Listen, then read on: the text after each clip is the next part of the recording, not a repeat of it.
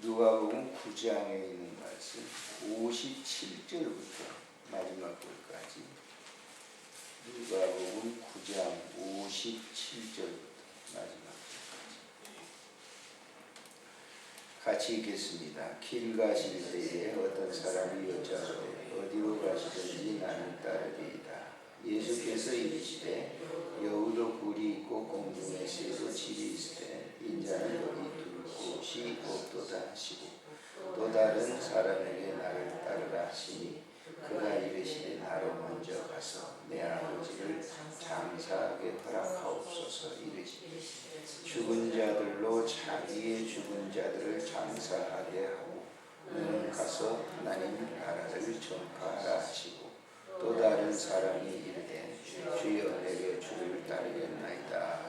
나는 나로 먼저 내 가족을 작별하게 허락하소서. 예수께서 이르시되 손에 진리를 잡고 뒤를 돌아보는 자는 하나님 나라에 합당하지 아니하리라 하시니라. 아멘. 누가복음 9장 이후로부터는 예수님의 그 복음의 행적 사역 가운데 주로 이제 갈릴리 그 북쪽 그쪽에서 이제 복음을 전하시다가 이 예루살렘으로 이제 올라가시면서 복음을 전하십니다. 가르칩니다. 그러니까 이때는 예수님의 이제 중말기죠. 복음 사역에 맞춰지는 그런 말기에 많은 제자들이 12명만 따른 게 아니었어요. 많은 제자들이 예수님에게 관심을 가졌죠. 왜냐하면 예수님 병도 고치고 그리고 많은 군중들이 관심을 갖고 예수님을 따르면 세상에 뭐 출세도 좀 할 것 같고 그래서 많은 사람들이 우리는 제자 그러면 12명만 그렇게 생각합니다. 그렇지 않았어요. 많은 분들이 따랐단 말이에요. 그러다가 중간중간에 이제 낙오가 되는데 뭐냐면 그 목적하는 것들이 달랐기 때문에 그래요. 예수님이 따르면 세상에 뭐 출세 좀 할 거다 그렇게 했는데 저는 그것과는 좀 상반되니까 떠나고 그러거든요. 베세다 광야에서도 보세요. 5,000명 먹고 난 다음에 사람들은 예수님이 먹을 것도 다 해결해 주시는 분이다. 그래서 관심을 가졌는데 그 다음날 먹을 것이 없었거든요. 그래서 다 떠납니다. 그래도 열심히 있고 특심 있는 사람이 남긴 남았는데 더 이상 먹을 것이 없으니까 다 떠나는 거예요. 12명만 남죠. 요한복음 6장에 보면 그 사건이 나오잖아요. 그래서 다 떠나고 제자들 12명만 남았습니다. 그때 제자들에게 예수님 묻죠. 너희도 떠나려느냐? 그랬더니 베드로가 말해서 주의 영생의 말씀이 주께 있으면 우리가 어디로 갑니까? 그런 얘기가 있죠.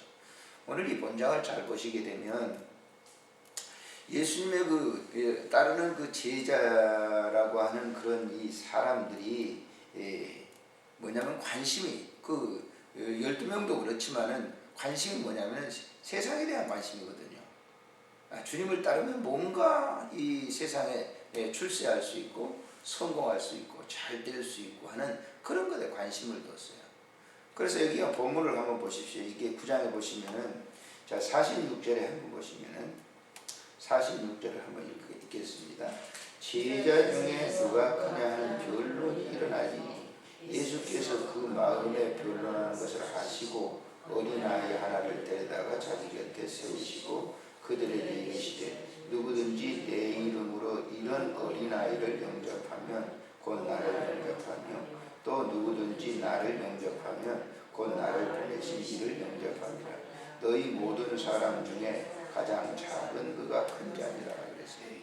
이 말씀을 잘 읽어보세요. 어린아이들이 순수한 어린아이들은 세상에 무슨 출세하고 요즘 뭐 하도 교육을 그렇게 시키니까 돈 벌고 권력 있고 이런 것에 관심을 두고 아이들이 버려놨어요. 부모들이. 근데 진짜 어린아이들은 우리 어린 시절만 해도 무슨 거기 세상에 출세하겠다 그런 거 아니거든요. 순수한 애들은요.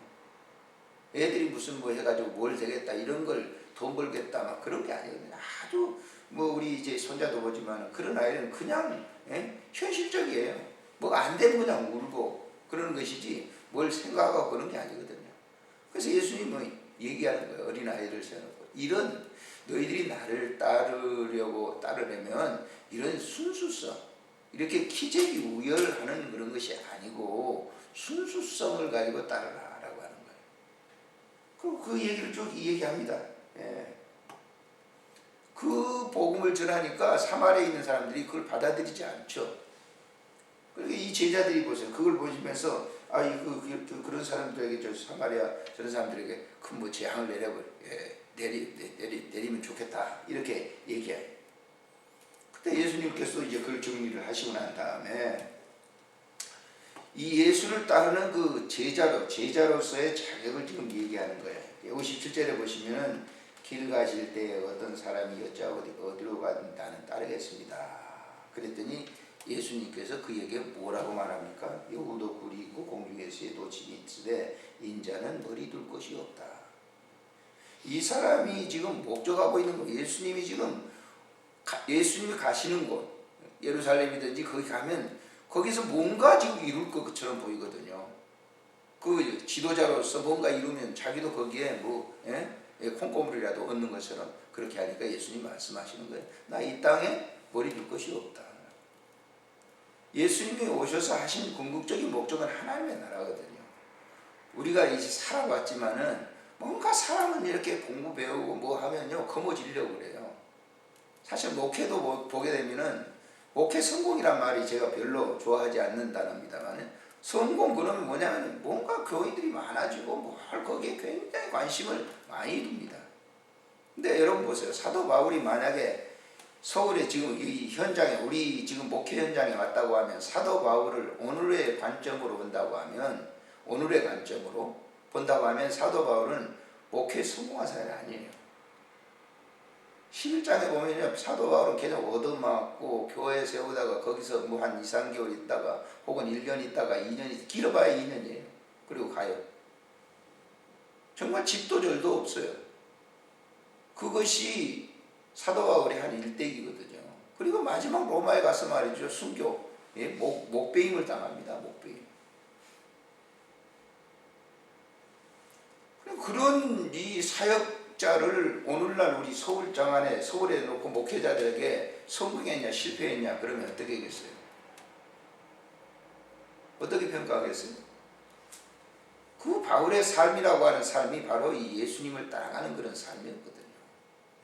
이게 얘기하잖아요. 그 다음에 또 다른 사람이 이렇게 다른 사람이 나를 따르라 하시니 그가 뭐라고 얘기합니까? 나로 먼저 가서 아버지를 장사하게 해주세요 그랬어요. 그때 60절에 얘기해 보세요. 죽은 자들로 자기 죽은 자들을 장사하게 하고 너는 가서 하나님의 나라를 전파하라. 아주 냉정하신 것 같죠? 그러나 죽은 사람들은 더 이상 하나님의 나라에 대한 것은 관심이 없는 거죠. 죽어버려서 끝났으니까. 그리고 거기 우리가 세상에 살아가는 이 생로병사에 우리는 관심이 있는 것이 아니라 우리의 궁극적인 목적은 하나님의 나라에 있다. 육신이라고 하는 것은 잠시 이 세상에 가는 나그네 길을 걸어가는 겁니다. 거기에 맞춰지게 되면 우리의 영혼은 하나님의 나라에 있는 거예요. 관심은 하나님의 나라단 말이에요. 그러니까 그 얘기를 지금 하는 거예요. 다음에 또 와서 다른 사람이 와서 또 얘기하잖아요. 자, 다른 사람이 이르되 주여 내가 주를 따르겠나이다마는 나로 먼저 내 가족을 작별하게 해주세요. 그랬더니 62절에 예수께서 이르시되 손에 쟁기를 잡고 뒤를 돌아보는 자는 하나님 나라에 합당하지 않다. 자, 예수의 제자들 되는 사람들의 궁극적인 목적은 하나님의 나라입니다. 복음 전파의 핵심이 뭐죠? 구원이에요. 하나님의 나라예요. 천국이 없다고 하면 우리가 이런 일을 할 필요가 없죠. 전 목사 안 씁니다. 천국이 없다고. 그거 왜 하겠어요? 그거 세상에 가서 즐기고 하다가 가는 것이죠. 궁극적인 목적은 하나님의 나라에 있는 거예요. 하나님의 나라. 그게 복음의 핵심이에요. 저희 이제 제가 그때가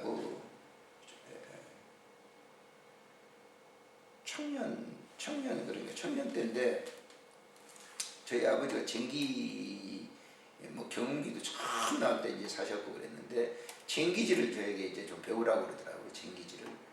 그래서 전기질을 이렇게 처음에 이제 손을 해가지고 멍에를 매가지고 전기질을 하잖아요. 근데 전기질이 그거 쉽지 않더라고요. 전기를 하다가 지금 이 버섯이 속으로 깊이 들어가면 소가 못 가요. 깊이 들어가는 거니까. 그리고 너무 깊이 들어가면 손을 가려고 하다가 전기 멍에가 끊어지기 이제 꺾어져 버려요. 그리고 막 이리 갔다 저리 갔다 막 이렇게 하니까 이제 아버지가 얘기하시더라고요. 야, 전기질 할 때 그 옆에 밑에 버섯만 보고 소만 보면 절대 전기질 못한다. 저 밭 건너편에 저기 뭐가 있지. 근데 그것만 보고 전기를 보면 전기질 할 수 있다. 그래서 전기질을 배웠어요. 전기질 할 때 밑에나 소나 보면은 전기를 못합니다. 전기질 할 때 저 밭고랑에 있는 그 목적 지점을 딱 놓고 거기에서 그것만 보고 이제 소를 이리저리 하고 그 목적에 놓고 하면 전기가 잘 돼요. 그걸 제가 생각해 봅니다. 목회의 목적 그리고 제자 되는 목적이 뭐냐면 우리의 궁극적인 목적은 하나님의 나라입니다. 하나님의 나라의 목적 지점을 누고 가면 되는 거예요. 그런데 전기질하면서 옆에나 보고 밑에나 보고 소를 보고 버섯을 뭐 들어갔나 안 내갔나 이런 것들을 본다고 하면 목적 지점에 가지도 못하고 전기질 못하는 거죠. 자, 말씀을 냈습니다마는 지금 제자들뿐만 아니라 우리가 제자들 요즘은 제자교육이 한때는 유명해졌죠. 굉장했죠 한때. 그런 제자교육이라고 하는 것이 지금 어떻습니까? 요즘 이제 셀로 또 바뀌어지죠. 셀도 이제 한술 넘어갑니다. 다 그런 것들은 교회 제도 속에 하나 있는 것 일시적으로 있었던 거예요. 그것이 왕도는 아니에요. 그 사람 하는 거거든요. 사람. 저도 이 셀교육 하는 그 목사님을 그 교회를 제가 자주 갑니다만은 가만히 보면 저렇게 해서 될까라고 하는 생각이 들어요. 문제는 복음을 핵심을 해야지 사람을 갖다 거느리고 뭐 사람이 교회라서 봉사하고 하는 거 그거 좋아요. 목적이 뭐냐면 하나님의 나라거든요. 거기에 관심 안 두면 그거 다 와야 되는 것들이에요. 제자 교육 굉장히 잘한대요. 근데 그게 지금까지 계속 되느냐? 계속 잘 안 돼요. 역시 뭐냐면은 2000년 전이나 500년 전이나 지금이나 하나님의 나라입니다. 종교개혁이 뭡니까? 결국 하나님의 나라거든요. 거기에 목적이 있지 않으면 다 결국은 뭐예요? 사라지는 것들이에요. 오늘 이 아침에도 마찬가지입니다. 하나님의 나라가 우리가 궁극적인 목적. 어제도 제가 말씀드렸지만 기도의 궁극적인 목적은 다른 게 아니에요. 하나님의 나라를 내 안에서 이루려고 하는 것이 궁극적인 목적이지 다른 것은 부수적으로 하나님의 나라를 이루려고 우리가 기도할 때 먹고 살고 생활하는 것들은 다 부수적으로 하나님이 주시는 것이 거기에 궁극적인 게 아니거든요. 왜냐하면 다 떠날 것들에 관심을 자꾸 두게 된다면 복음은 흐려지게 되는 거예요. 우리에게 다 없어질 것들에 관심을 갖는다고 하면 복음은 희석되는 거죠. 복음은 사라지는 거죠. 저도 한 생애를 살아오면서 지금까지 수많은 것을 옷도 입고 신발도 하고 가방도 다 가지고 책도 하고 다 하는데 다 떠나요. 결국 마지막 풍창역에 딱 도달해보세요. 거기에 같이 있었던 사람도 다 놔야 돼요. 먼저 갈 수도 있고 뭐 할 수 있지만은 마지막 임종 직전에 가면 다 가지고 있던 돈 무슨 필요가 있어요? 옷이 무슨 필요가 있어요? 네? 다 떠나는 것들이에요. 결국은 그 다 떠나는 것들에 관심을 우리가 목적을 둬서는 안 된다고 하는 것이 이 주님의 가르침이에요. 그 십자가에 가서는 집에 가서 한번 읽어보세요. 제자도가 어떤 것인가 하는 거예요. 거기 보면 10장에 70인을 파송하면서 너희는 이렇게 해라고 하는 주님의 말씀을 한번 보시면은 우리의 교훈이 되는 거죠. 그래서 오늘 하루를 지내실 때도 우리의 목적은 여전히 하나님의 나라다. 그리고 우리가 먹고 살고 생활하는 것은 다 줘요. 하나님께서 가나안 땅을 인도하는 이스라엘 백성들처럼 먹고 거기에 거기 무슨 만나 메추라기 그걸 갖다가 우리가 상징적인 의미로 우리가 한번 생각해 보세요. 지금 오늘 현실에 지금 입에 풀질 못하는 사람 없거든요. 밥 먹고 싶으면 저도 어제 공짜 종로 상가에 가보세요. 여기도 공짜 밥 줘요. 여기 내선동 공짜 밥 주죠. 12시 가면 되는 거예요. 근데 우리 자존심 때문에 아유 나는 그런 거 안 해. 밥 얼마든지 먹을 수 있어요. 옷 얼마든지 입을 수 있어요. 국가에서도 다 먹여줘야지. 그러니까 거기에 직심해 가려고 하면 머리가 아파지죠. 하나님의 나라를 사모하면서 나가는 여러분과 제가 되시기를 바랍니다. 좋으신 하나님